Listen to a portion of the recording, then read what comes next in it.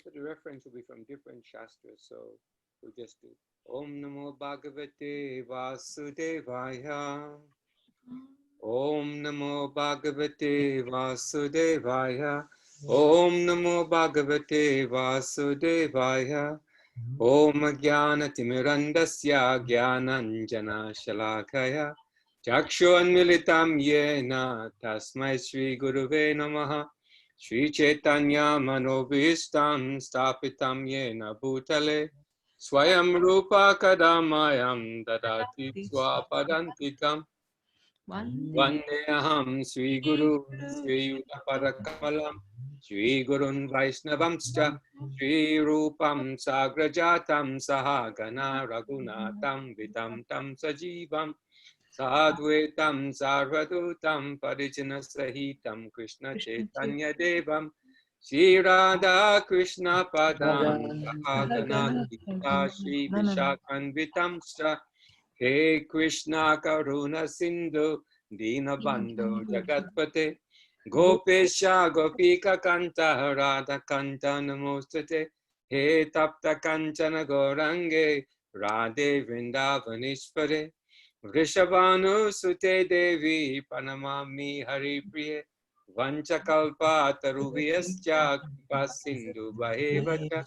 Patitanam Pavanebhyo Vaishnavebhyo Namo Namaha Jai Shri Krishna Chaitanya Prabhu Nityananda Shri Advaita Gadadara Sivasadi Gaura Bhakta Vrinda Hare Krishna Krishna Krishna Hare Hare Hare Rama Rama Rama Hare Hare. So again, my humble pranams to all the devotees, all the Vaishnavas from this class. And by the Lord's mercy, Guru Maharaj's mercy, by the kindness of Jayanti and Navi, I have a chance to share a little understanding. And the subject matter is surrendering to Krishna. And you can see I've already apologized and made it clear that this class is aimed really at the devotees who are at the beginning of their spiritual life. But with all knowledge, whatever it is that we do, it's not wrong for us to get a reminder or to get confirmation that we know what we know. So if there are any advanced and seasoned devotees who are on this call, do not switch off, because sometimes it's good for you to be confirmed that you know what you know, make adjustments and tweak your understanding. Because this subject of surrender to Krishna, it applies to everyone. It applies to all the devotees, whether you're at the beginning and you're learning and trying to surrender, or you're somewhere along the continuum of surrender. Fully surrendered devotees, actually, they're ready to leave here. They are not actually trying to make progress. They are really progressed and they're ready to go home. So we're somewhere on that road of being fully surrendered. So it applies to all of us. So continuing on from our last talk, we were saying that Srila Prabhupada was explaining from whatever form of material existence, whatever form of material existence, one is invariably ignorant of his or her real situation. In other words, existence in the material world is due to multiple reactions of our sinful lives. Ignorance is a cause of sinful life, and sinful life causes one to continue being dragged on in the material existence. What does that mean? That means simply that we, as we've said before in our last program, we don't belong here. We're eternal spirit souls. We are Jivatmas. And all the details of that is in chapter 2 of Bhagavad Gita. Lord Krishna starts to lay the foundation for Arjuna by explaining very nicely, very detailedly, very elaborately, you're not this body, Arjuna, you're eternal spirit soul. And then in Srimad Bhagavatam, I made some quotes last week, and I explained, Lord Brahma is explaining when in the full maturity of his realization, he was able to see Lord Krishna.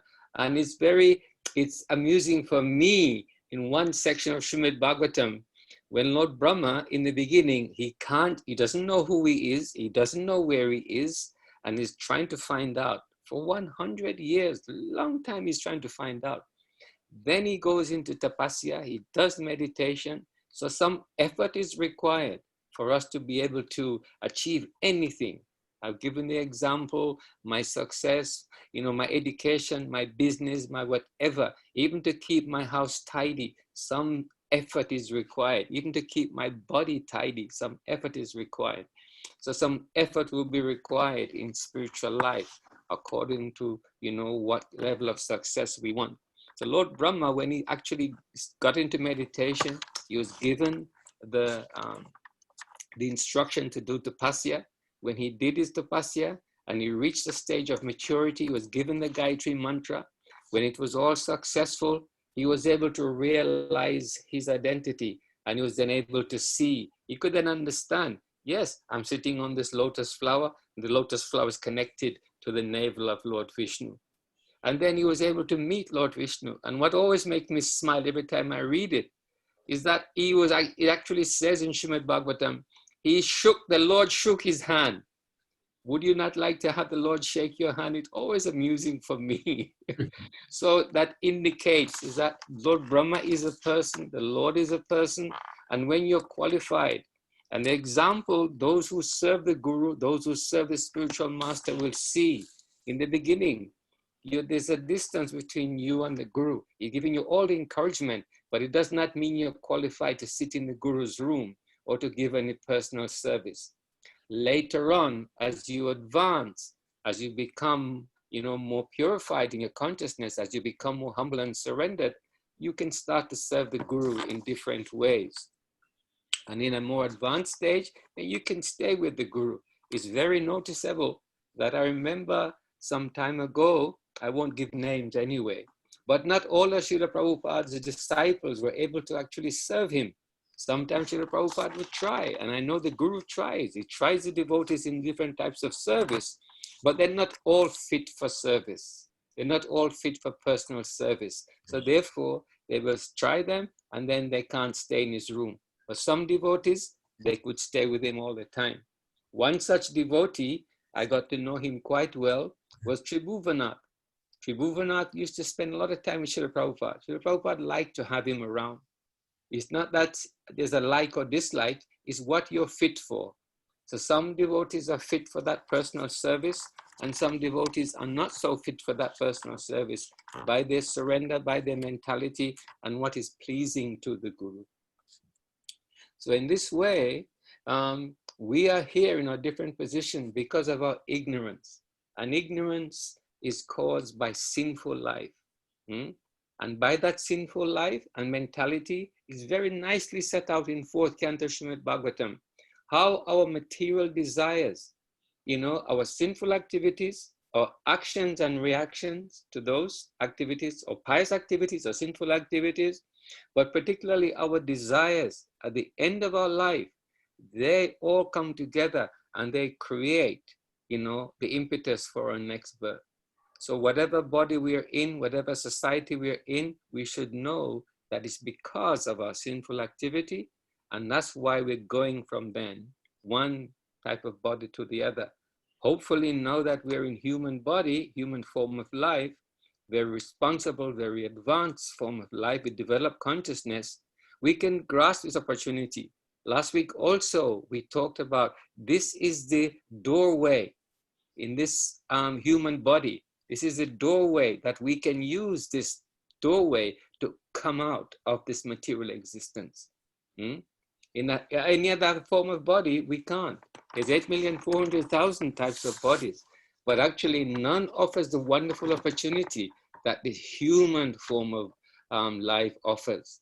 So we have to take this opportunity in this developed human body with all its facilities and grasp this. And we're very fortunate because wonderful acharyas like Srila Prabhupada coming through the Guru Parampara, Bhakti Siddhanta, Bhakti Vinod Thakur, and all of those devotees, they have given us the benefit of clearing the path for us, making it clear.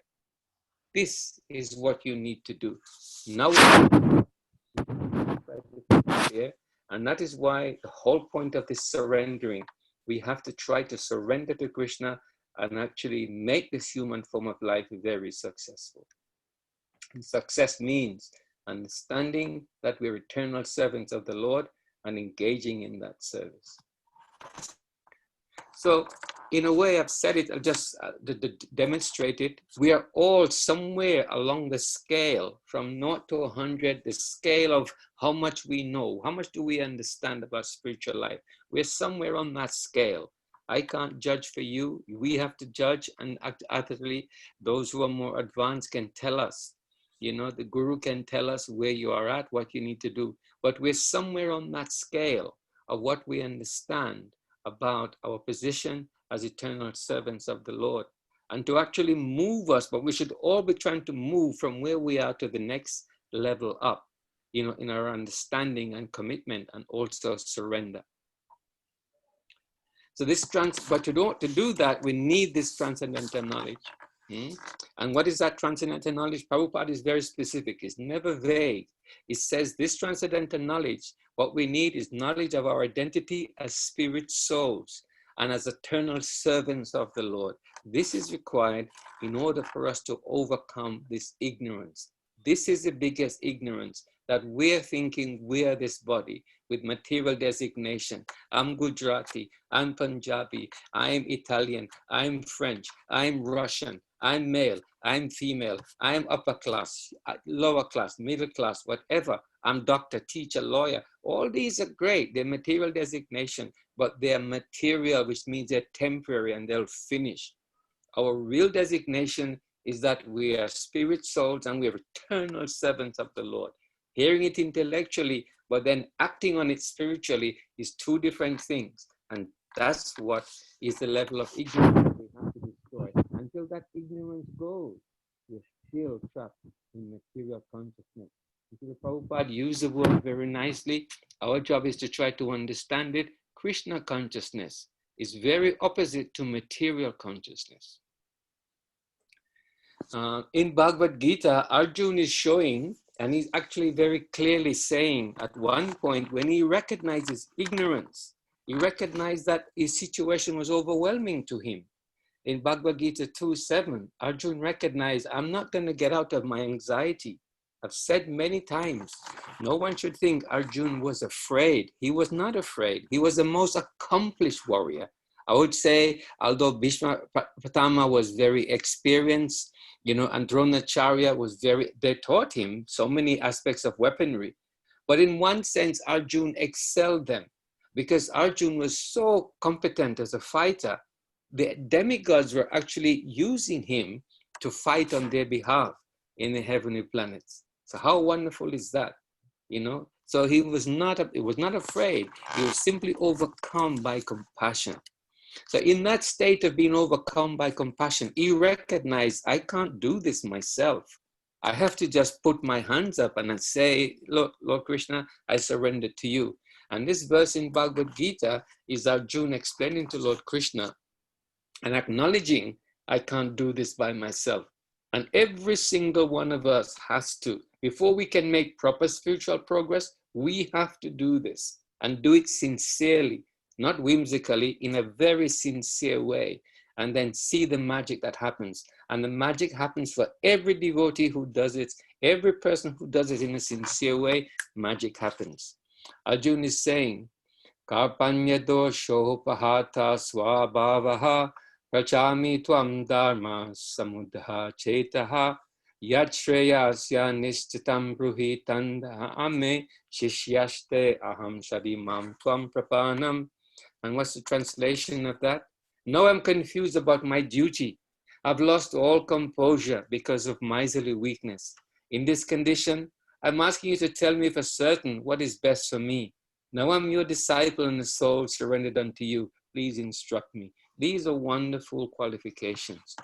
We can do no better than to follow the example laid down by these devotees. Because in one sense, it is a big drama.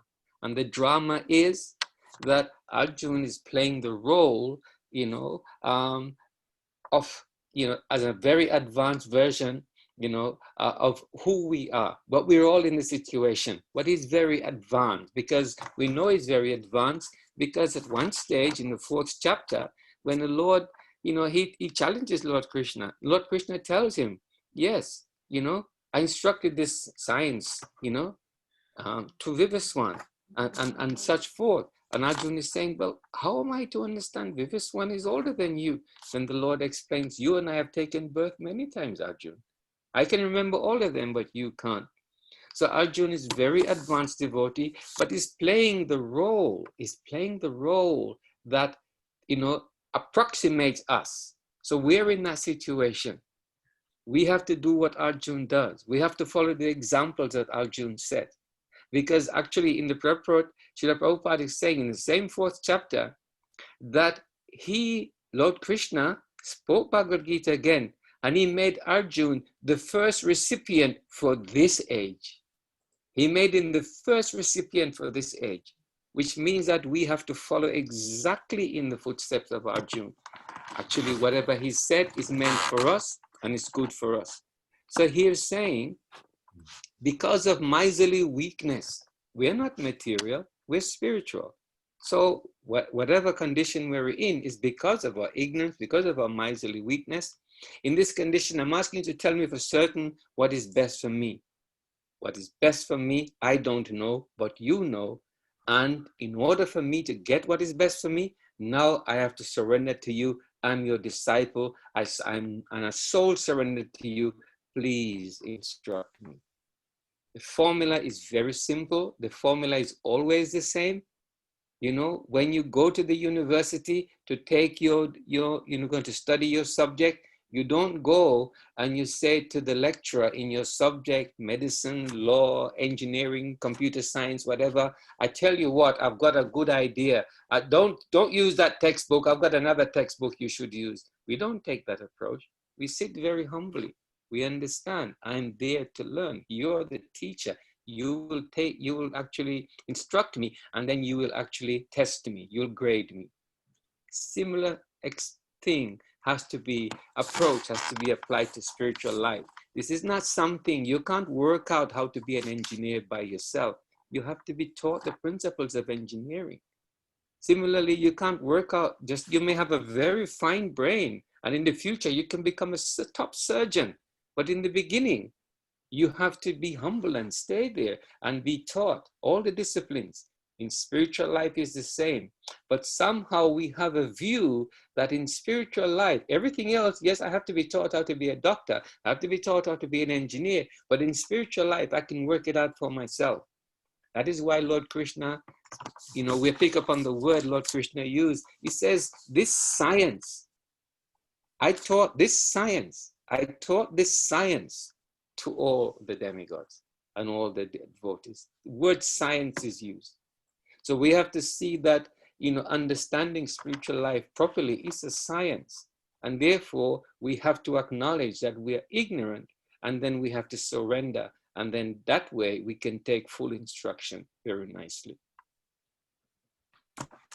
So Arjuna is really surrendered to Krishna. He's asking very humbly, and the word sincerity is important. Without sincerity, you have to do your own definition of what you think it means, but I'll tell you, in spiritual life, it's extremely important. In your relationship with God brothers and God sisters is very important, because from sincerity comes many things. Trust will come,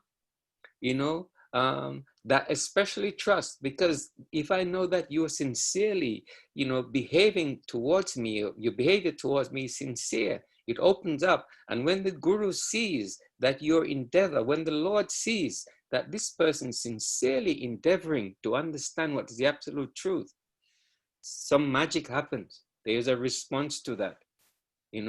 My barriers as a person, it comes down. Sometimes, it's a very funny thing how, especially with boys, I don't know about girls, but with boys, schoolboys, sometimes the person who becomes your very best friend is the person who you had a fight with. You had a fight with them in the playground. And after that fight, you became good friends. part of that exchange, I'm not saying I know all the reasons why, but part of that is that you're very sincere, you're very honest with each other. You've been able to express your feelings, and especially if there's a makeup, then sincerely, you know where you stand. I've seen your heart, I've seen your energy, you've seen my heart, you've seen my energy, now it's gone, it's made up. For ladies, I don't know how it works, but it's the same principle. When you've had a good quarrel with someone, you've expressed yourself openly, they know where you stand, you know where they stand. There is some sincerity within that exchange, and that creates a platform for which to build future relationships. It's very, very important quality. So Arjuna is sincerely surrendering to Krishna, and Lord Krishna is taking charge of him in every way. This process of surrender has also been explained by Srila Rupa Goswami. This is a very difficult verse for me because I don't know Chaitanya Chaitamrita melody so well.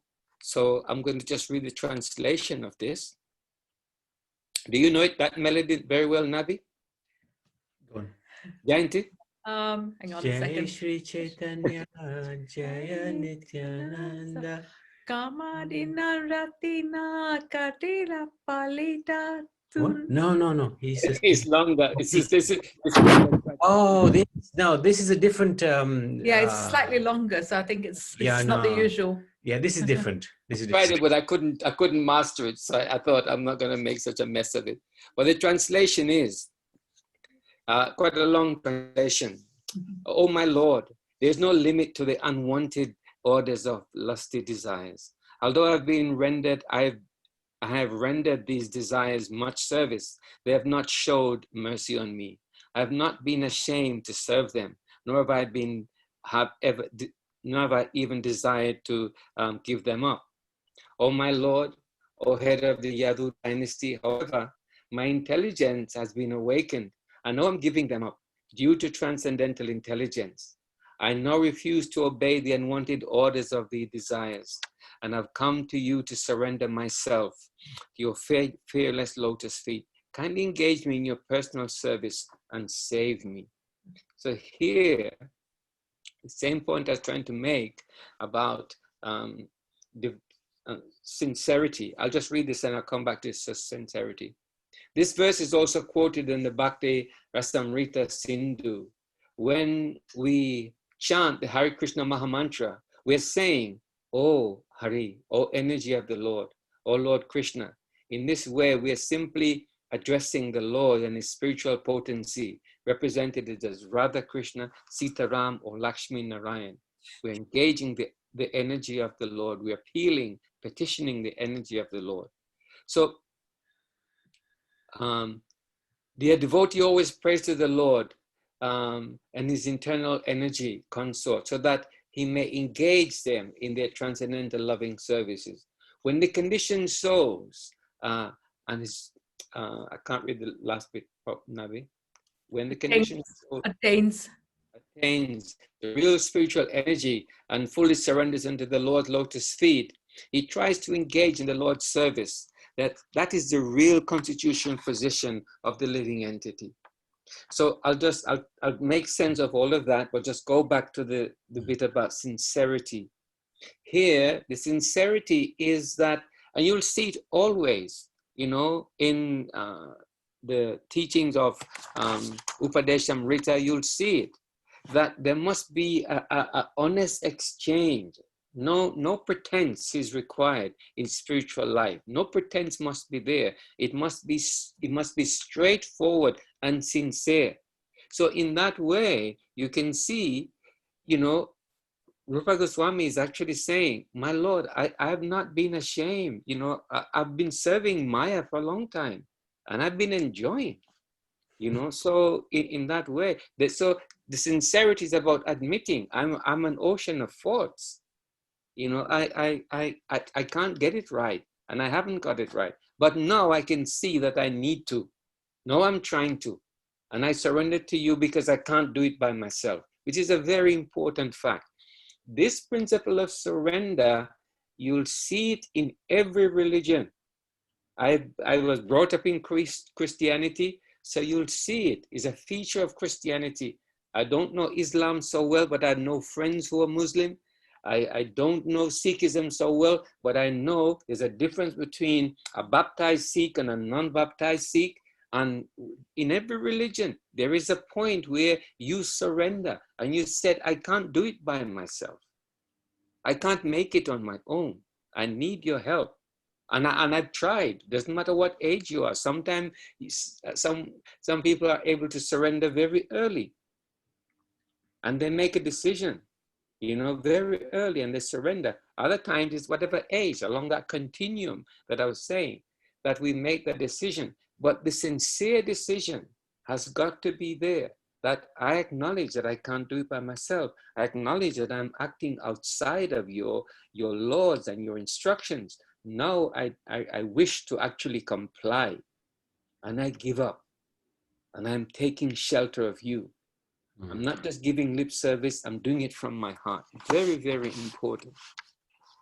And when we surrender like that, then the Lord takes charge, because his feet, I'm reading one article, and is that because of ego, which is the next session, we may get into ego this session, we may not, but it's the next session, is that when we say surrender, our ego kicks in and our ego stops us from understanding. Surrender doesn't mean I've become helpless. Surrender actually means, in this sense, that I come under the shelter of the Lord. And here, surrendering at the lotus feet, because it's shelter, it's that protection. What happened to Arjun when Arjun surrendered to Lord Krishna? Lord Krishna said, now I'll take complete care of you. And Lord Krishna then started to instruct him. Yeah, they've already been put to death by my arrangement. You can be but an instrument. Because you don't worry about anything. You are under my shelter now. You're under my protection now. So in that way, we have to see surrender means coming under protection and the shelter of the Lord. We are helpless anyway. It's simply our false ego making us think we can do something. So that sincere acknowledgement and sincere surrender means now we're under the protection of the Lord in a very nice way.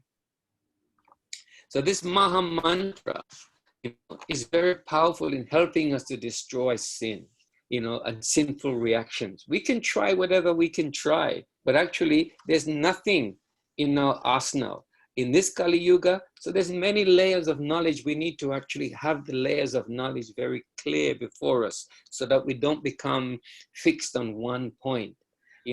We're talking about this, but we also need to know about the 4 yugas. In Satya Yuga, the Maha Mantra wasn't the most powerful way of making spiritual progress. In Treta Yuga, it wasn't the most spiritual. In Dwapara Yuga, it wasn't the most powerful spiritually dynamic way of making spiritual progress. But in Kali Yuga, this age, it is the most potent way of making spiritual progress.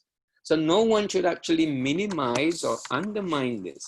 I'll tell you a little aside story. My eldest daughter, who was chanting, she's been chanting for a long time and is full vegetarian. But people's habits have changed in lockdown. And one of the habits that she started to do is to go for long walks, even after work or before work. And I've said to her, look, one of my habits is that when I go for walks, I chant my beads. I either use a clicker, but I've never liked clickers much, other than maybe when I'm in the car. But I said I'd take my mala and I chant. And she started to do that. She rang me just 2 days ago. She says, do you know, Dad, my rounds are up to 10 rounds now. I'm doing 10 rounds a day. That's a very, very big change from 4 and 5 and 3. It's only a click. There's a magic that happens for all the devotees who are chanting. There's a magic that happens when you get to 8 steady rounds. I don't know if Nabi and Jayanti can confirm. Don't know who else is on the call. If Mother Sudan is there, these devotees can confirm. Something happens when you get to 8 steady rounds. Definitely. Hey, Krishna? Definitely. Yeah. And then as you increase, so when you get to 10, all of a sudden you can understand 16 is not so hard. 16 is not so hard. So in this way, we have to take chanting very seriously. Some effort is required, Just to maintain a car on the road, you have to service it, you have to tax it, you have to, check everything just to, do your job well, just to clean your house and keep it tidy. Everything requires effort. So spiritual life also requires effort. But this effort that we put into the chanting of the Maha Mantra, we should understand it's the most important thing possibly that we will do, because it has the power, is very powerful in helping us to destroy sinful activities. I know so many devotees who have their preferences. I know one devotee who is very, very hot. He's always been hot in yagyas. Yagyas are very powerful. At a certain time, you need a yagya. But a yagya is not the most powerful means of making spiritual progress in Kali Yuga. Chanting, Bhagavad Gita and Shastras is very powerful, but they're not as powerful. If you say Prabhupada, he put it in combination. In combination, they work well. But he put the emphasis is on the Maha Mantra, because the Maha Mantra, it works in a very, very dynamic way. It works in an internal way, and it's unstoppable. So devotees should actually spend time chanting. And as I've said before, this class is not just for the beginners, because if you're chanting, I certainly know that my chanting in lockdown has escalated.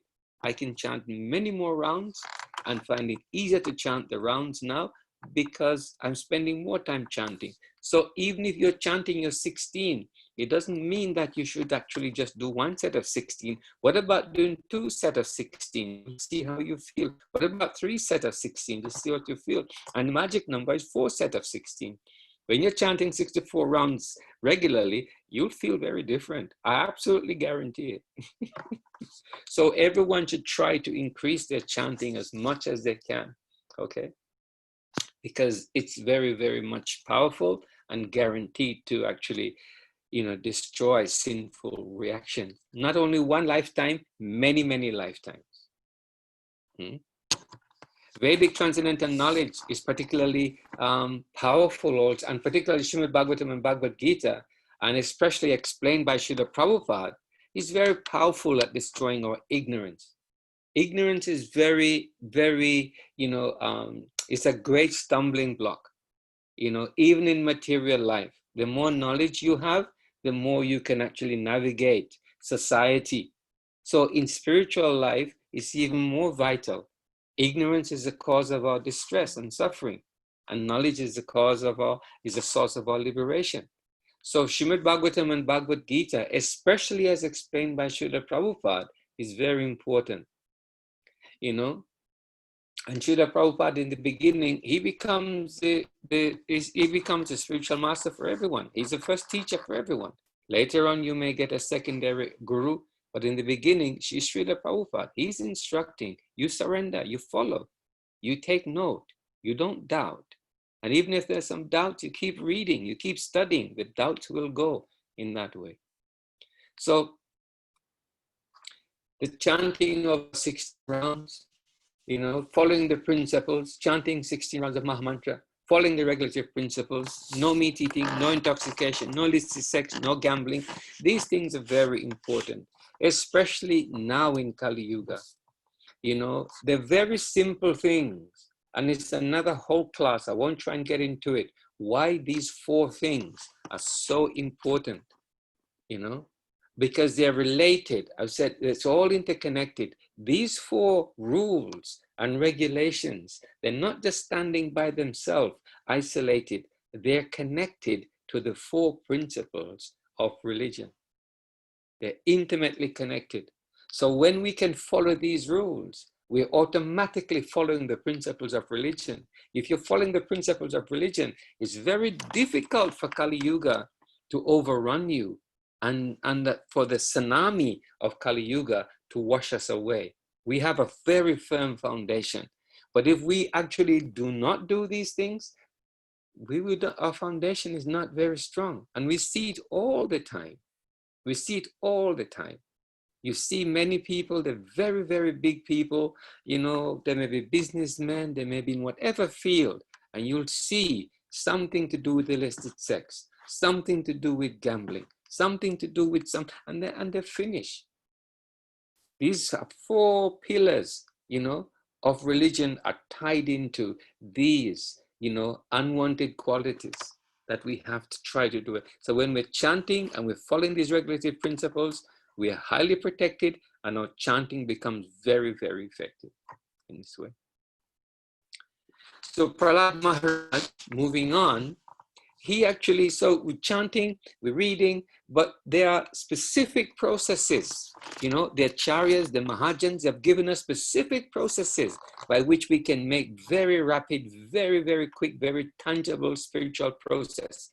And Prahlad Maharaj is actually pointed out that there are 9 very beautiful processes that if we engage in these processes of serving the Lord, of devotional service, then our progress is rapid, and it's also guaranteed. It's the guaranteed.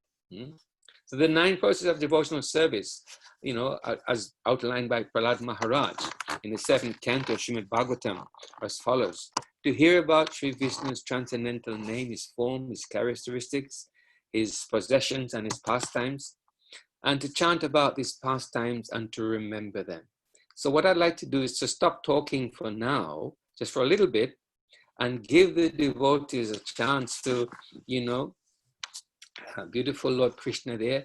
Give the devotees a chance to, that picture is there because at the end, I'm going to talk about that picture. But I want to give the devotees a chance, to talk about any personal connections or realizations of stories or pastimes of the Lord or the Lord's devotees. So I'll come back and I'll talk about this picture because it has real significance for me. But I'm giving the opportunity for the devotees to talk about any particular pastimes and realizations about the Lord or the Lord's devotees or his interactions with his devotees that's significant for you in your spiritual life. So let's hear.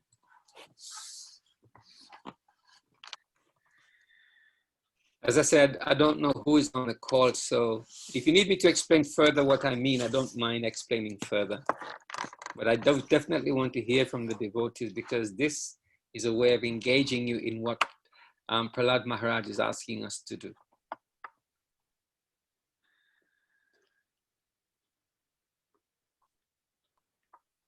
Pitambar, would you like to share? Or Gopal, Karuna Bandar? And if you're not clear about what I'm asking, please let me know and I'll explain it in a different way.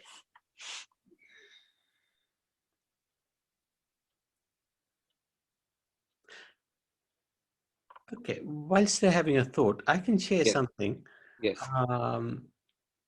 This pastime took place after the Battle of Kurukshetra, and it involved Arjun and Krishna. They were in the forest, and Krishna enacted a wonderful pastime.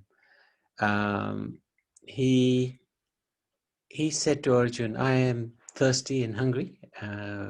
Why don't I'll wait here? Why don't you go and find some water and some fruits?" So Arjun went off, as he's very obedient to the Lord, and he went. He found a sadhu who was he was sharpening arrows. Actually, right. He had 2 arrows. So Arjun just inquisitively asked him, normally you don't see a sadhu sharpening arrows. So he asked, what are you doing? So the sadhu replied, well, these are 2 arrows. One is for Arjun. One is for Draupadi. Whoa. And Arjun became bewildered. He said, why? And he fainted because he just couldn't understand.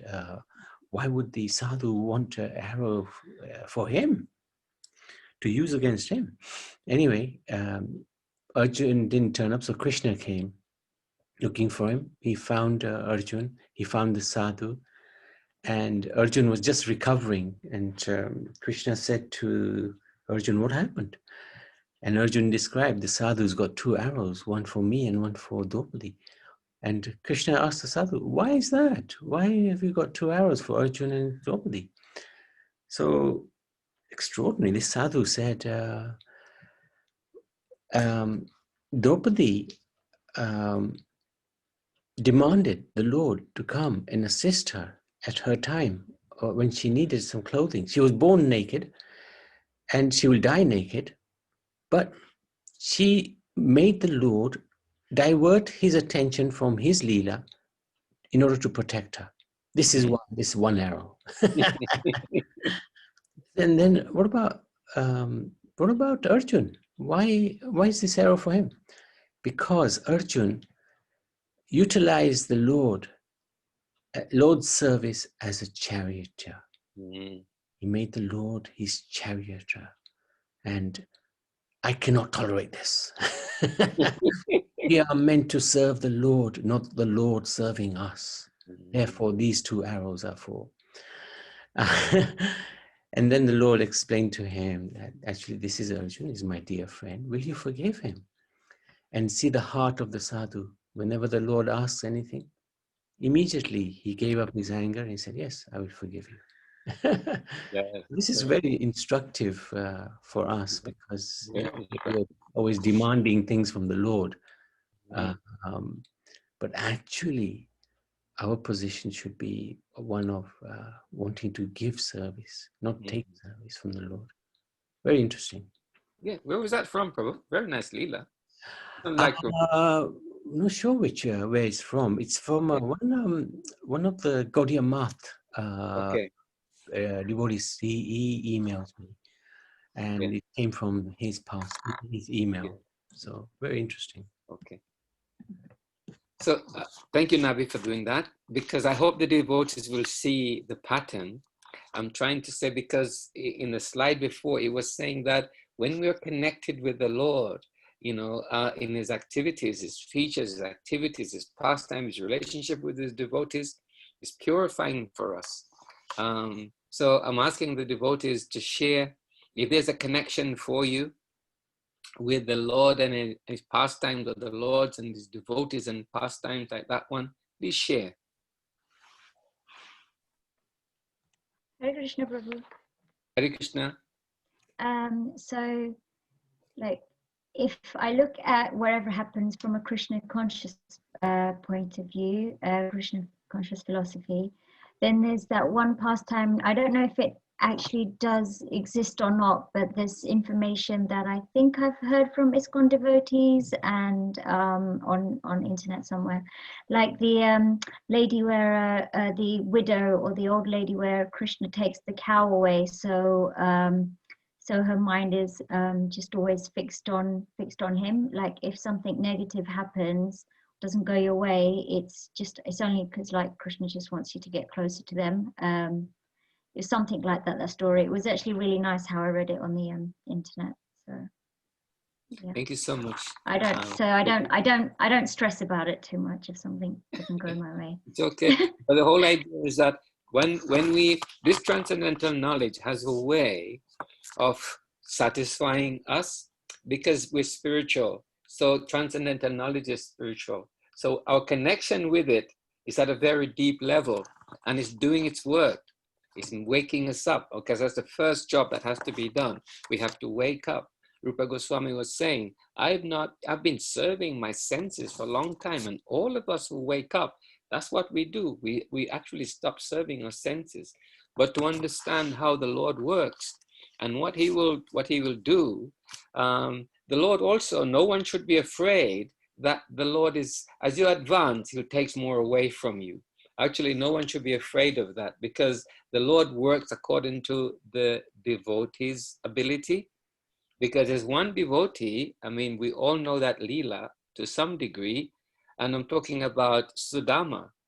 Sudama started life with a companion with Lord Krishna in Gurukul, but when he actually entered Grihastha ashram and was going on with his, married life, a family man, wife and children, but he was very, very impoverished. But then after that, he went to see Lord Krishna, and Lord Krishna, I don't know, it doesn't say in Srimad Bhagavatam that Sudama became a millionaire, but Sudama became very, very wealthy.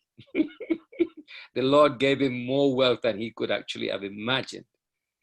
But why? Sudama didn't actually become afraid. The Lord wasn't afraid to give him the work, and Sudama wasn't afraid to use it. So when the devotee is fixed in Krishna consciousness, and there are many big devotees who are like that, Nabi will know more of them than me, but the Lord is not afraid to give them wealth because they use their wealth to serve. They use their wealth to serve the Lord. They use their wealth to advance themselves in Krishna consciousness. So no one should think that the Lord is always going to keep me in hardship. But if the Lord sees that you're struggling with those situations, he'll take them away from you. And the reason why the Lord takes, possessions away from us and comfort and wealth is because when we are denied those things, we turn to him. And that's what he wants. But when we come fixed with him, he can give you anything. And he actually does. And when we go to the spiritual world, our opulence is beyond our imagination. So thank you, Preeti. Anybody else? Hare Krishna, Prabhu. Hare Krishna. I just wanted to ask you about this chanting. Yes. If you do it in the mind, sometimes, if baby is sleeping, you just do it in the mind. Is it okay? It is okay, but I'll tell you, because there's a whole thing about, actually it is said, and I have to be careful what I say now, so you have to be careful how you interpret what I say. When you do things mansik, it's very powerful. Yeah. But for this Maha Mantra, we were never told to do this Maha Mantra mansik. We were always told to make it audible. All right. Audible is very important, okay? Because we're at the beginning stage. When we're starting to chant the Maha Mantra, we're at the beginning stage of our spiritual life.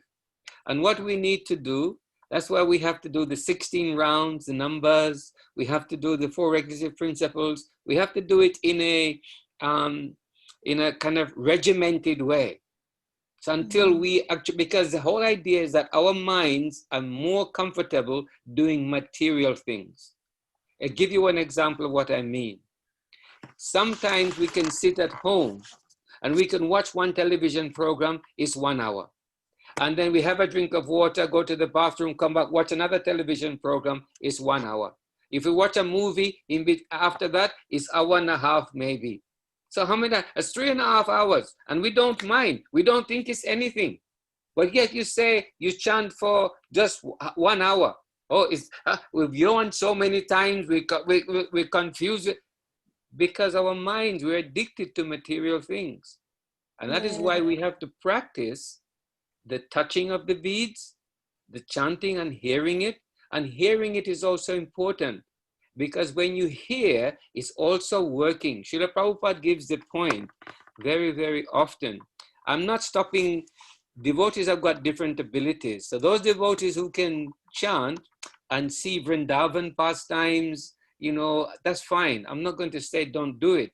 But Srila Prabhupada didn't advise the devotees to chant and think about Yamuna, or think about, Krishna's lotus feet, or think about, Rajvasis. No, he said chant and listen to the chanting. He said chant and listen to the chanting. So when you're chanting, listen to the words, listen to the mantras. Hare Krishna, Krishna Krishna, Hare Hare, Hare Rama, Rama Rama, Hare Hare. He said concentrate on that. Now I'm saying advanced devotees, if it's different abilities, you can chant and you can see Krishna's lotus feet. There's nothing wrong with that. But he didn't prescribe that. He said, listen, chant and listen. So when you chant and it's audible, it's very good for you. You're getting double benefit. You're chanting and hearing. And after a while, don't forget, all of us have to practice chanting. So if you don't practice chanting, you'll never be able to sit 1 hour. You'll never be able to sit 2 hours. Not many devotees can sit down and chant 16 rounds. They do 5 here, they do 2 here, they do 3 there. And I'm not saying there's anything wrong with that, but you need to get to the point where you can just sit down and do 16 rounds. That takes practice. You have to practice that, because the benefit is in the chanting. So whilst you can do it mansik, and sometimes you have to do that, it's not the recommended way. The recommended way is to chant so it's audible. just so you can hear it. Hasn't got to be so loud that somebody, over a foot to 2 feet away can hear it, but you should be able to hear it, the chanter. And you have to practice that until it becomes comfortable. Does that help, Mataji? Thank you, Prabhu. Thank you. Good, good. So any other Leelas? Hare Krishna. Hare Krishna?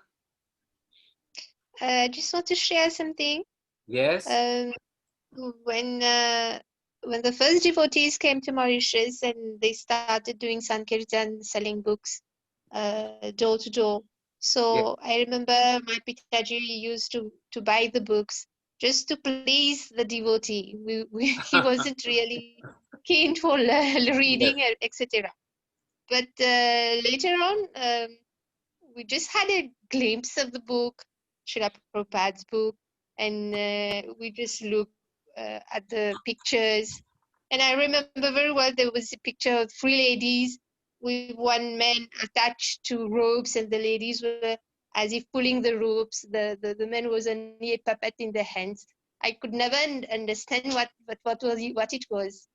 So later on, when I met another devotee and I said that these books acted really like time bombs in our life, and Krishna consciousness, we don't know when we were going to ISKCON, how come that we were listening to everyone and trying to get more and more and surrender to Lord and start doing japa, etc. So Srila Prabhupada is really our first guru, and the books are really time bombs. And that devotee told me the same thing, that he had the same experience.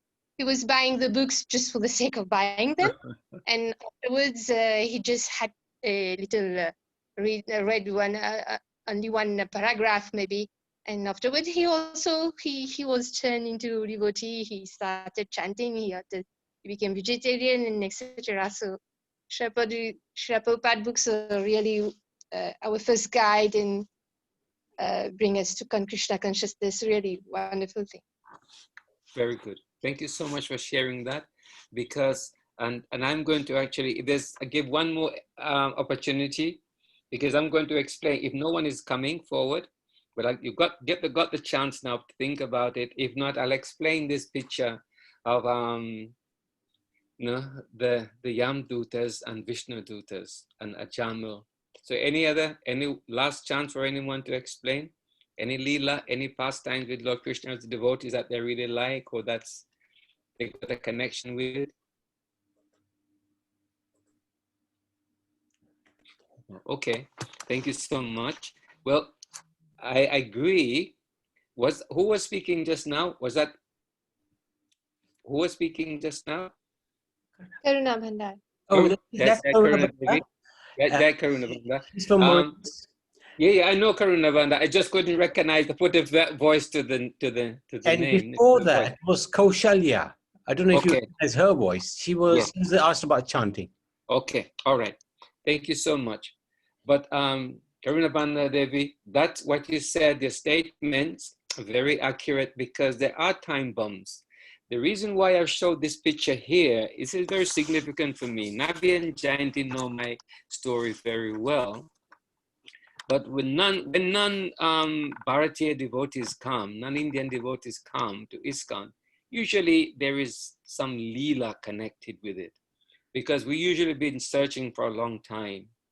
And just to reiterate your point about being time bombs, I'm searching, I Christian background, I'm searching to find the absolute truth. And the funny thing, the words I was using actually in my mind and saying, if I get a chance to speak to anybody, I'm looking for the absolute truth. And I'd go into old bookshops, I'd go everywhere and try and find something that would actually satisfy the desire within me.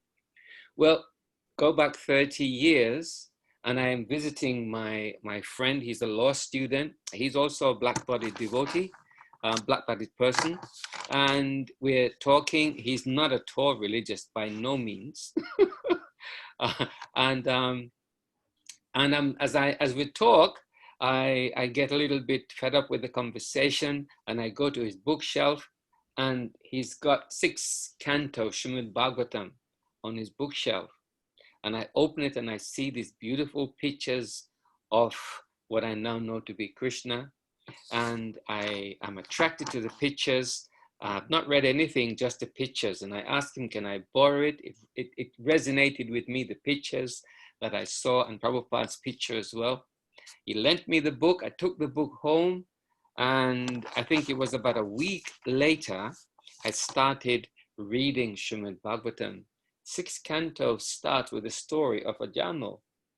And when I started reading the story of a Jamal, and I saw the way that inadvertently, unintentionally, a Jamal, you know, he had lived, started very nicely as a Brahmin boy, left his Brahminical culture, got married to a prostitute, lived many years, so many children, and he was about to die.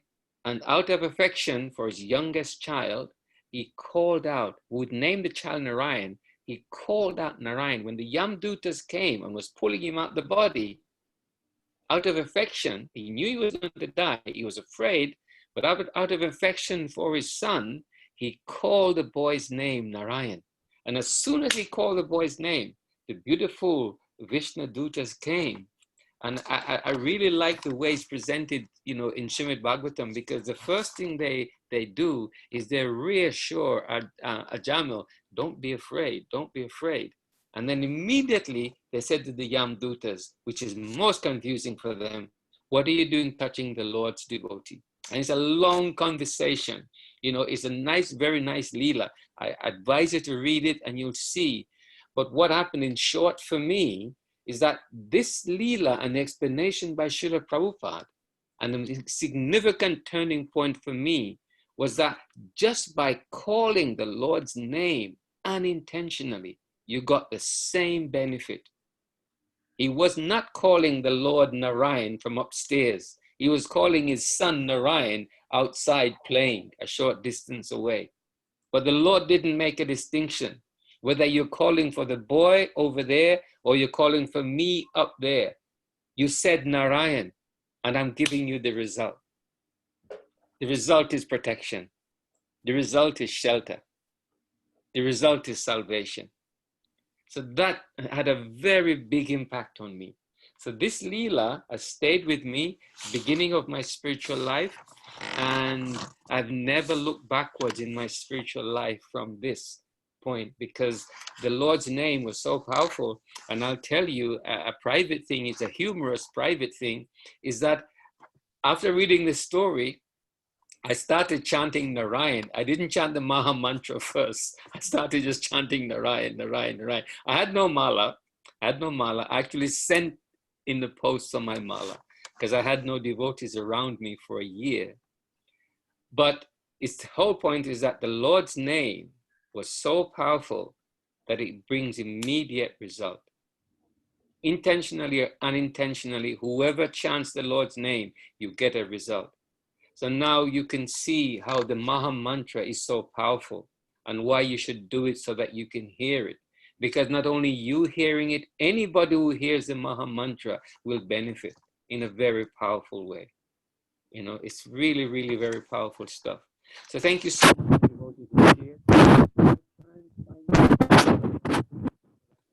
It's not just you listening to me, there's some sense of involvement. And Navi, please watch me with time so that I don't run over.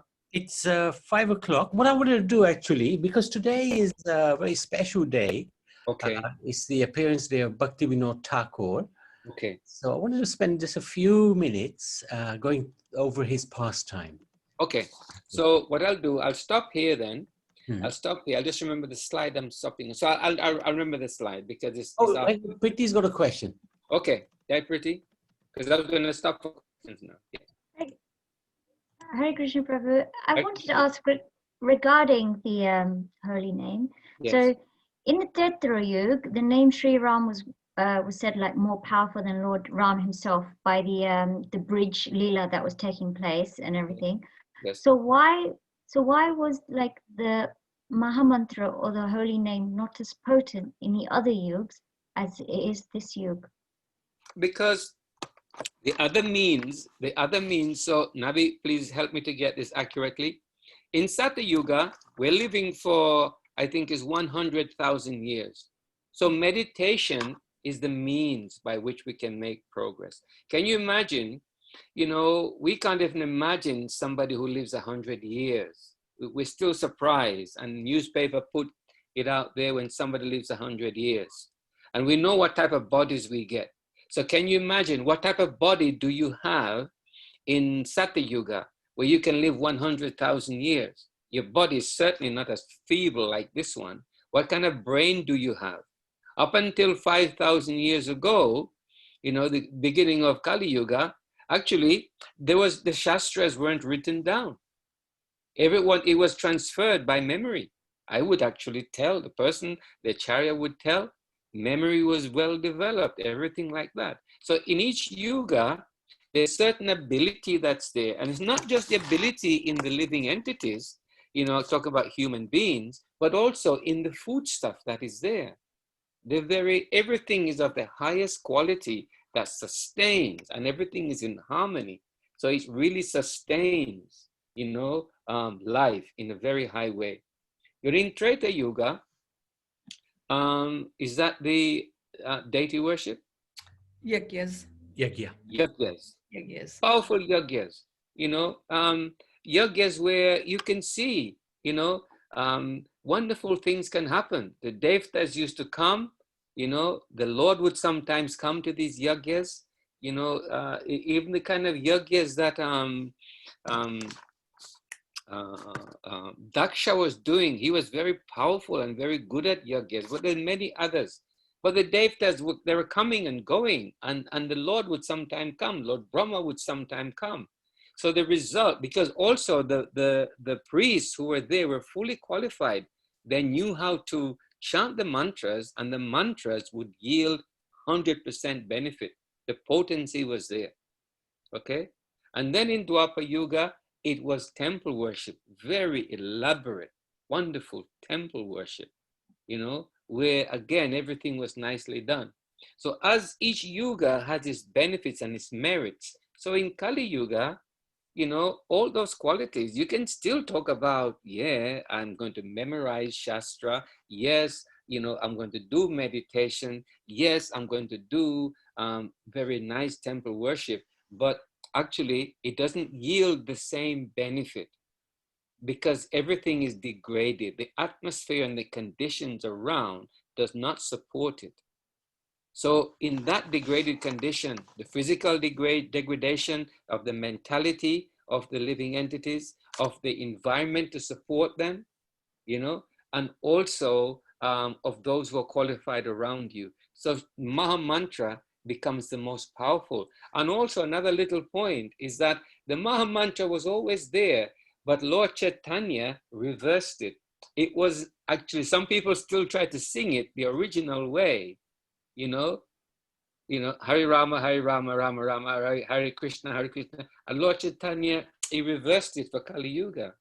And it's Hare Krishna first and Hare Rama second, you know. So in that way, he made it very, very powerful. So for anybody, because he knew, not only did Lord Chaitanya know, but Srila Vyasadeva, which is Lord Krishna, he also knew that in Kali Yuga, no one will be able to remember the Shastras, no one will be able to study the Shastras. So he started to actually, the one Veda, he divided it into 4, and all the Puranas. And the Puranas are really about stories, because in Kali Yuga, we can relate to stories. That's why we like television programs and movies.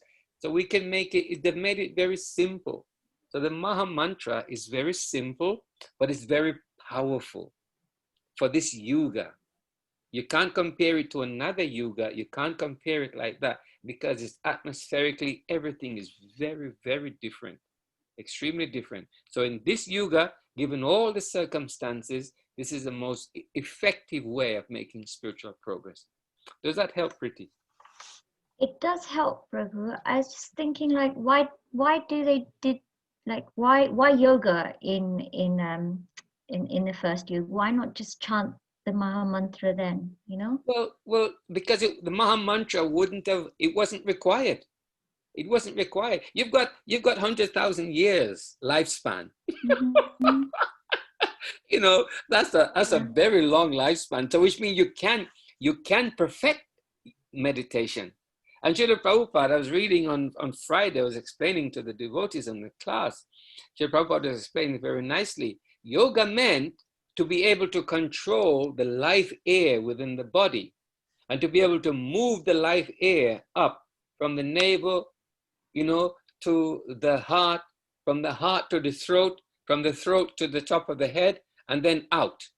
And by the time you're able to do that, you can go to any destination you want because you're in fully control. By the time you've got to the throat and to the head, you're completely realized, you know that you're spirit soul, and you choose your destination and away you go. Well, you've got 100,000 years to do that. Meditation means that. Meditation means that you're fully realized, you're fully fixed up, and you can choose your destination. Now, Prabhupada explains, today, the best outcome of yoga is that, okay, I can revitalize some few cells in my body, I can stop low blood pressure, but that's not the purpose of yoga. Prabhupada says this is gymnastics. That's not yoga. Yoga means I can control the life air within my body and I can send my Atma wherever. I can leave at will. Leave at will. When I want to go, I go. It's very, very different. Very, very different. But the yoga, everything about the body, everything about the mind, everything about the atmosphere supported that. So you didn't need the Maha Mantra. The Maha Mantra is almost like a concentrated vitamin pill. It's got a concentrate. Everything is in it. You pop one pill because you can't get all the trace elements. You can't get all the trace elements, and you take one concentrated multivitamin. When you can get all the trace elements, why do you need to take a multivitamin? You don't have to take it. But in Kali Yuga, we have to. We can't get all the trace elements. They're not there. So in that way, does that help? Yeah, it does. And I guess the same second part question to the yagna and the deity worship too. Like, what was the reason for just not using the Maha Mantra then? Same thing, because they're able to do it properly. All those processes are recommended and they're nicely done. But if I just take the deity worship, you know, even now, those of us who are pujaris, who are Brahmins, and we are pujaris, we will know, you know, just doing Achman nicely, keeping the body clean. There's so many offenses to avoid, so many offenses to avoid. Most devotees these days, actually, unless you're trained in somewhere like Mayapur or Vrindavan, you know, or in South India, we're committing so many afrad, so many offenses, so many, because we're not able to practice everything nicely. Because this is Kali Yuga. We haven't got the mentality, we haven't got the concentration, and we haven't got the physical strength and endurance to be able to actually do all those things. You know, it's very, if I just give a simple example. As a pujari, and those who have been pujaris in the temple, keeping your body clean is a very important thing. And actually, we try and we follow the rules, but actually, it's not really up to the right standard. You know, keeping the body clean is very, very hard to do. So in those days, they were able to practice everything nicely. And for yagyas, you may say the yagya, but the effect comes. We don't actually understand properly until we really, really get into it. But the Maha Mantra helps us to understand about yagyas, because we know the Maha Mantra is set syllables. Ha, Re, Krishna. Ha, Re, Ra, Ma. So in that way, each syllable has its power and has its effect. So when you're doing the yagyas and those mantras, if you say the mantra the wrong way, you get a different effect. Or you don't get the effect. So they were able to say nicely, and not just one person, you had 2 or 3. The system was very nice. One person is doing but you had another person or 2 who were correcting. So if there's any mispronunciation, straight away they pick it up and they correct it. Everybody was learned and qualified. So it's a matter of qualification, pretty. In Kali Yuga, practically, you'll hear Srila Prabhupada says all the acharyas, practically everyone is Shudra in Kali Yuga. He says over and over and over and over again. Somebody may be very proud, I'm my long heritage Brahmin family, but actually, practically, what can you do? How much of a Brahmin are you? What do you know about Brahmanical life? What can you practice in Brahmanical life? You've got the title. Have you got the behavior? So in that way, most people aren't qualified. And actually, Lord Chaitanya Mahaprabhu made it very easy. Even though we're unqualified, still, this is a process for unqualified because this is the most unqualified age. This is the most fallen age. So therefore, the simplest but most powerful method is given for spiritual progress. I'll stop here because Navi needs to do. I think also just Priti, thinking about it, it's not that the Mahamantra is less potent. Of course, Chaitanya Mahaprabhu's infused it with, as Anandaji Babu said, he's infused it with, what does he say? Nam Namakari, Bahuda Nija Sarva Saktis. All of Bahuda Nija Sarva Saktis, all of the transcendental energies of the Lord are combined into the holy names. Yes. But in previous ages, and it wasn't that in previous ages you couldn't chant the mantra or the holy names of the Lord. For example, Dhruv Maharaj, how did he attain perfection? Om Namo Bhagavate Vasudevaya. And that was in Satyayug, right? I think it was Satyayug. And then there was Prahlad who did the same. Om Namo Bhagavate Vasudevaya. But it's the general Vedic principles were meditation in Satyayug, and then Tretayug would be, because they were wealthy, they could afford huge yagyas. That's how they the people generally advanced towards Krishna consciousness. And as Prabhu said, in Dwapar Yuga, cleanliness standards were very high. Deity worship was the recommended way to become self-realized. But in Kali Yuga, none of those can be practiced. And that's why Chaitanya Mahaprabhu especially gave us the holy name and the Mahamantra. And the pillars also of religion have been getting worse and worse. So there's only one leg left now, which is truthfulness. So that is why the Mahamantra is more potent now. Okay, Nabi, so thank you so much. Thank you all the devotees. We'll continue next week with your permission. No problem with that. Very good, very good. Just a little bit of advanced